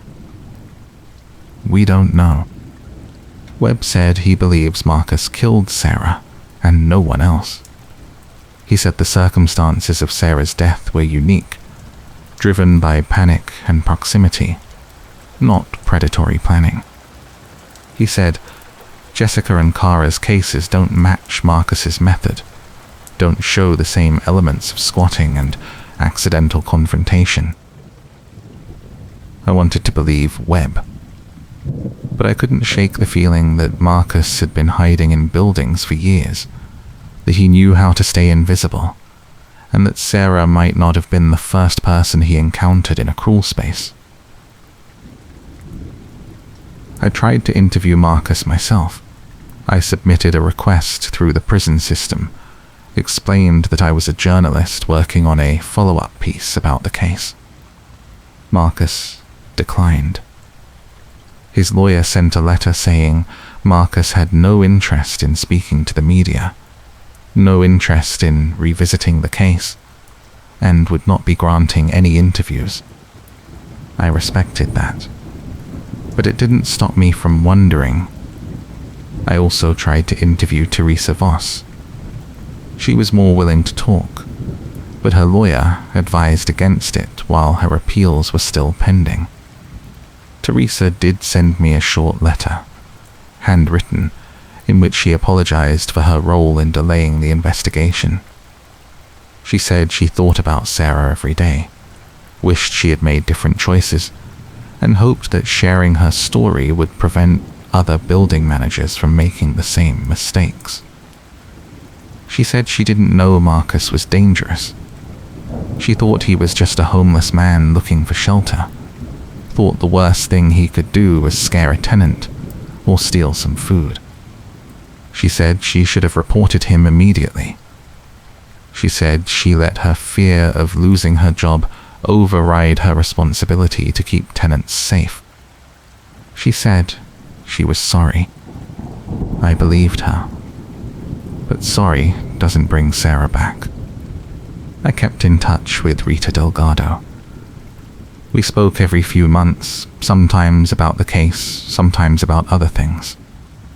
Rita said she still lived in the building, couldn't afford to move, but she had installed extra locks on her doors and windows, bought a security camera for her apartment, and kept a baseball bat next to her bed. She said she didn't feel safe, but she felt safer than she did before, now that Marcus was gone and the building had better security. She said she wished she had pushed harder when she first heard the footsteps. Wished she had insisted the police investigate the crawl space sooner. I told her it wasn't her fault. I told her she did everything she could, that the system failed Sarah, not the witnesses. She said she appreciated that, but she still felt guilty. I understood. I felt guilty too. I kept thinking about the moment I first walked into Sarah's apartment, saw the chain on the door, realized something was wrong. I kept thinking about how close we were to the truth, how many times we walked past the crawlspace entrance without knowing Sarah was there. If I had asked the right questions sooner, if I had pushed Teresa harder in the first interview, if I had insisted on searching the utility spaces earlier, maybe we would have found Sarah in time to save her. But we didn't. And she died alone, in the dark, in a space that wasn't supposed to exist. I think about Sarah's mother, Helen, and what it must be like to know your daughter was killed by someone who was living in the walls of her building. Someone who had been there for months without anyone noticing. I think about how Helen must replay every conversation she had with Sarah, every time Sarah mentioned strange noises or feeling watched, and wonder if she should have told Sarah to move, to get out of that building, to take the threat seriously. But Sarah didn't know there was a threat. None of us did. That's the part that haunts me the most. Sarah wasn't targeted because of who she was or what she did. She was targeted because of where she lived, because her apartment happened to be next to a crawl space, because a man who had nowhere else to go decided to hide in the walls of her building. It was random. It was senseless. And it was preventable. If the property management company had secured the utility access points, Marcus wouldn't have been able to enter the crawl space. If Teresa had reported Marcus when she first discovered him, he would have been arrested and removed from the building before Sarah ever encountered him. If the probation officer had followed up on Marcus's missed appointments, he would have been in custody instead of hiding in the walls. If any one of those things had happened differently, Sarah would still be alive. But they didn't happen differently, and Sarah is gone. I finished writing the original article about Sarah's case in late 2020. It was published in a regional magazine, picked up by a few national outlets, and shared widely on social media. The response was overwhelming. Hundreds of people reached out to share their own stories of strange noises in apartment buildings, of feeling watched, of building managers who dismissed their concerns. Some of those stories led to investigations. A few led to arrests of squatters or trespassers in other buildings. One woman in another city read the article and reported hearing footsteps in her ceiling. Police investigated, found a man living in the attic space above her apartment. He was arrested for trespassing and burglary. The woman credited Sarah's story with giving her the courage to push for an investigation. That mattered. It didn't bring Sarah back, but it mattered. I also heard from building managers and property owners who said the article made them rethink their security protocols, made them realize that utility access points and crawl spaces needed to be treated as serious vulnerabilities, not just maintenance conveniences. Some building owners installed new locks, cameras, and alarm systems. Some hired security consultants to audit their properties and identify weak points. Again, it didn't change what happened to Sarah, but it might prevent the same thing from happening to someone else. And that's all we can do now. Learn from Sarah's death, make changes, try to ensure no one else dies because a building manager was afraid of getting in trouble, or a probation officer was too busy to follow up. I still think about the case. I still have the files, the notes, the photographs of the crawlspace entrance and the locked apartment door. I still have the recording of my interview with Rita, the sound of her voice shaking as she described hearing footsteps overhead. I still have the image in my mind of Detective Webb standing in the hallway, pointing to the ceiling, saying, "Someone could be living in there, right now, and we wouldn't know." He was right, and Sarah paid the price for that invisibility. The last time I visited Sarah's grave, it was raining. The cemetery was empty, just rows of headstones and wet grass, the sound of water dripping from tree branches. Sarah's headstone was simple, just her name and dates, no epitaph. Her family said they didn't know what to write, didn't know how to summarize a life that was cut short by something so random and cruel. I stood there for a while, not sure what to say, not sure if saying anything mattered.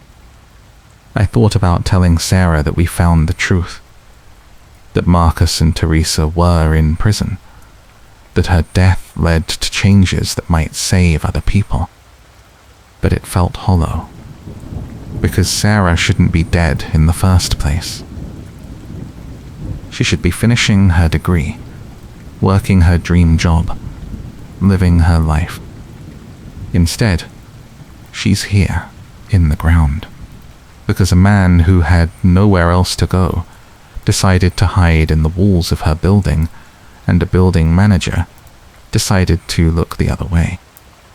That's the truth. That's the whole truth. And it's not enough. It will never be enough. But it's all we have. I left the cemetery that day and drove back into the city.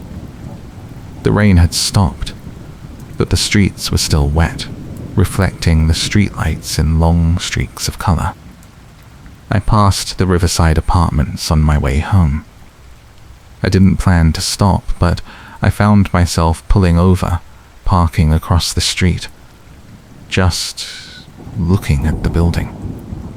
It looked normal. Lights in some windows, dark in others, a few cars in the lot, someone walking a dog on the sidewalk. Nothing about the building suggested what had happened there.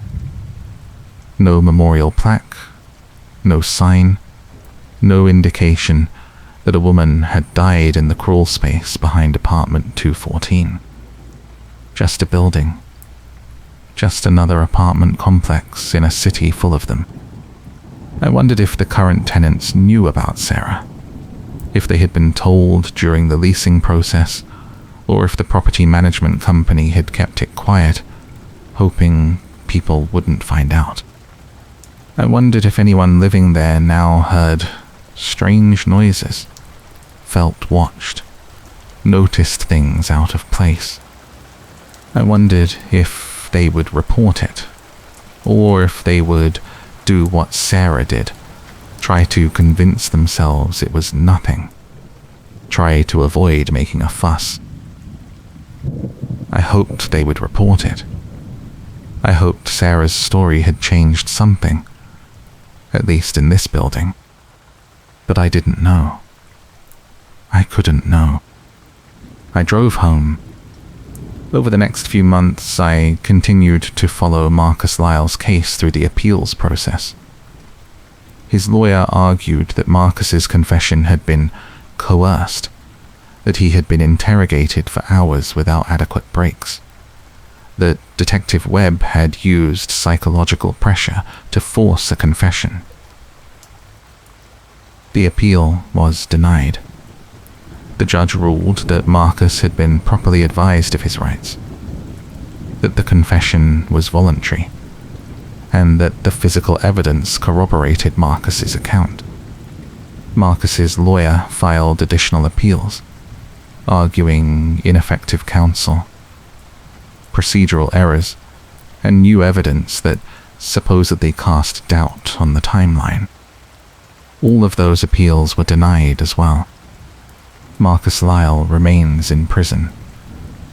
His next parole hearing is scheduled for 2041.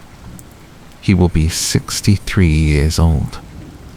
Teresa Voss served her full sentence and was released in 2023.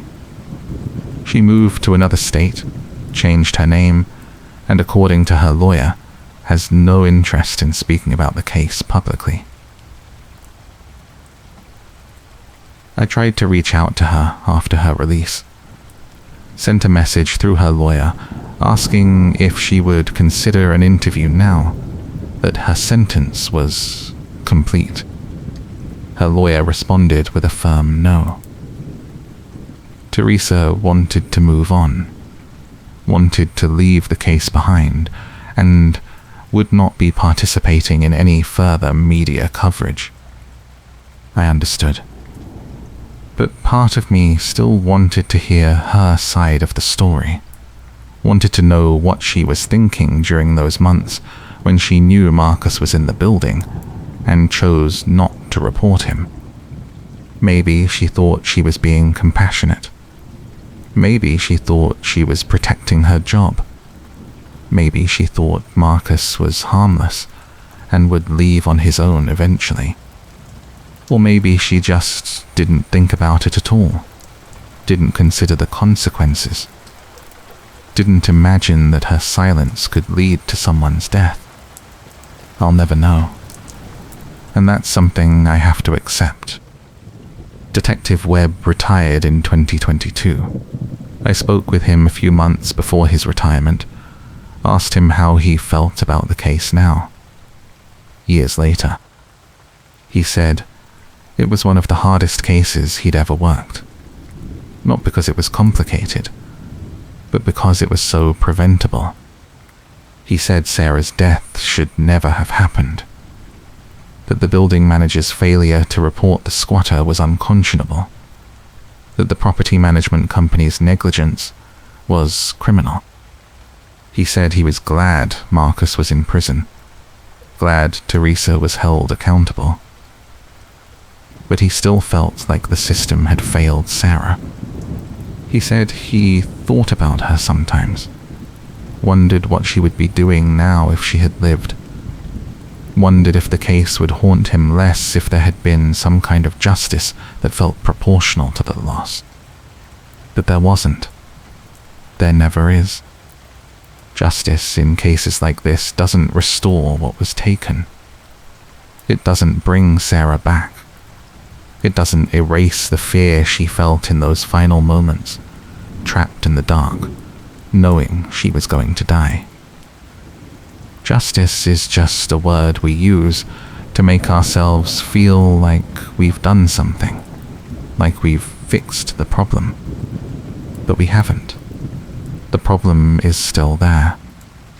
Buildings still have crawl spaces. Property managers still cut corners. Squatters still find ways in. And people still die because of it. Webb told me that after Sarah's case, he started paying more attention to reports of strange noises in apartment buildings, started taking those complaints more seriously, started pushing for thorough searches of utility spaces and access points.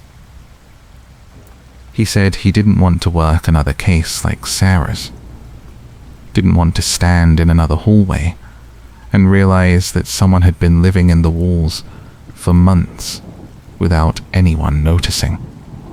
He said he hoped other detectives would do the same, would learn from Sarah's case and treat these complaints as potential life or death situations instead of nuisance calls. I hoped so too. Webb said he kept a copy of Sarah's photo on his desk until the day he retired. Not as a trophy, but as a reminder.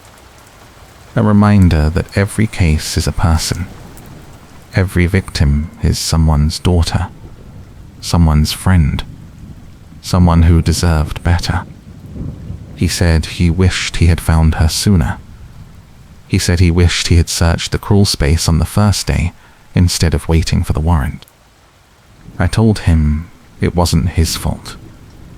I told him he had done everything by the book, that the delay was procedural, not personal. He said he knew that, but knowing it didn't make it easier. I understood. I felt the same way. There's a strange guilt that comes with covering cases like this. You're not responsible for what happened, but you feel responsible for telling the story correctly, for honoring the victim, for making sure people understand what went wrong and how to prevent it from happening again. And sometimes you wonder if you're doing enough, if the story is reaching the right people, if anything you write will actually change anything. I don't know if my article about Sarah changed anything. I don't know if the building managers who read it actually improved their security, or if they just nodded along and went back to doing things the way they always had. I don't know if the tenants who read it felt safer, or more afraid, more empowered, or more paranoid. I don't know if Sarah's story saved anyone's life, or if it just became another cautionary tale that people read and forget. But I had to tell it. I had to try. Because Sarah deserved to be more than a statistic, more than a case number, more than a name in a court filing. She deserved to be remembered as a person who loved her family, who worked hard, who had dreams and plans and a future that was stolen from her. And she deserved to have people understand how she died. So that maybe, just maybe, someone else wouldn't have to die the same way. That's all I can do. That's all any of us can do. Tell the story. Hope it matters. Try to prevent the next one. I still drive past the Riverside apartments sometimes. I don't stop anymore. Don't sit in my car staring at the building. Don't try to imagine what Sarah's last moments were like. I just drive past, acknowledge that it happened, and keep moving. Because staying in that moment, staying in that hallway, staying in that crawl space, doesn't help anyone. It doesn't bring Sarah back. It doesn't change the outcome. It just keeps you stuck in the horror of what happened, instead of focusing on what could be done differently next time. And there will be a next time. There's always a next time. Another building with unsecured access points. Another squatter looking for shelter.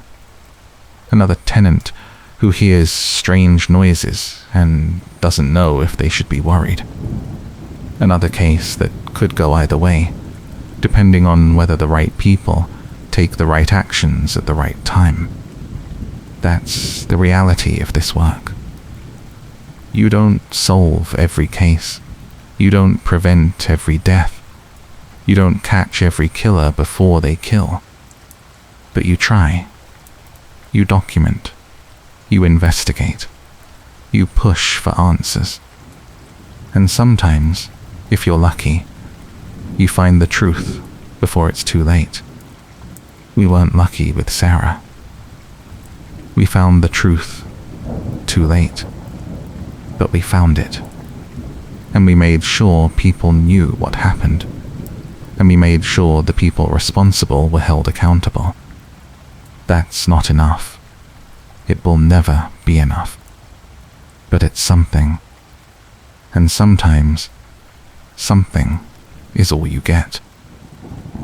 I think about Sarah's mother, Helen, and how she's living with this now. How she wakes up every day knowing her daughter is gone, knowing the person who killed her is in prison, but still alive, still breathing, still existing in a way Sarah doesn't anymore. I think about how Helen must replay every conversation, every decision, every moment she could have done something differently. But there's nothing she could have done. Sarah's death wasn't Helen's fault. It wasn't Sarah's fault. It wasn't even entirely Marcus's fault, though he's the one who killed her. It was the fault of a system that allowed a squatter to live in a building for months without detection. The fault of a building manager who chose convenience over safety. The fault of a probation system that couldn't keep track of a non-violent offender. The fault of a property management company that prioritized profit over tenant security. It was the fault of all of us, collectively, for creating a world where someone like Sarah can die in a crawl space and we all just shrug and say, well, that's terrible, and then move on with our lives. But I don't want to move on. I don't want to forget Sarah. I don't want her death to become just another story. Just another tragedy. Just another reason to shake our heads and say the world is a scary place. I want her death to mean something. I want it to lead to real change. To better security in apartment buildings, to better training for property managers, to better oversight of utility access points. I want people to hear Sarah's story and think, that could have been me. That could have been my daughter, my sister, my friend. And I want them to do something about it. Report the strange noises. Demand that building managers take their concerns seriously. Insist on thorough investigations when something doesn't feel right. Because if we don't, if we just accept that these things happen and there's nothing we can do about it, then Sarah died for nothing. And I can't accept that. I won't accept that.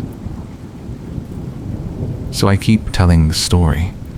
I keep writing about the case. I keep pushing for people to pay attention, to care, to do something. And maybe it's working. Maybe somewhere someone read Sarah's story and insisted on a crawlspace inspection. Maybe somewhere a building manager reported a squatter instead of ignoring them. Maybe somewhere a tenant heard strange noises and pushed for answers instead of brushing it off. I don't know.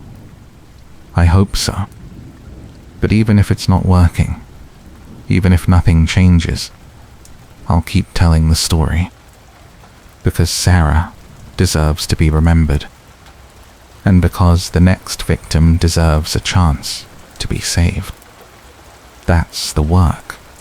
That's the burden. That's the responsibility. And I'll carry it as long as I need to. For Sarah. For Helen. For everyone who's ever felt unsafe in their own home and didn't know who to trust or where to turn.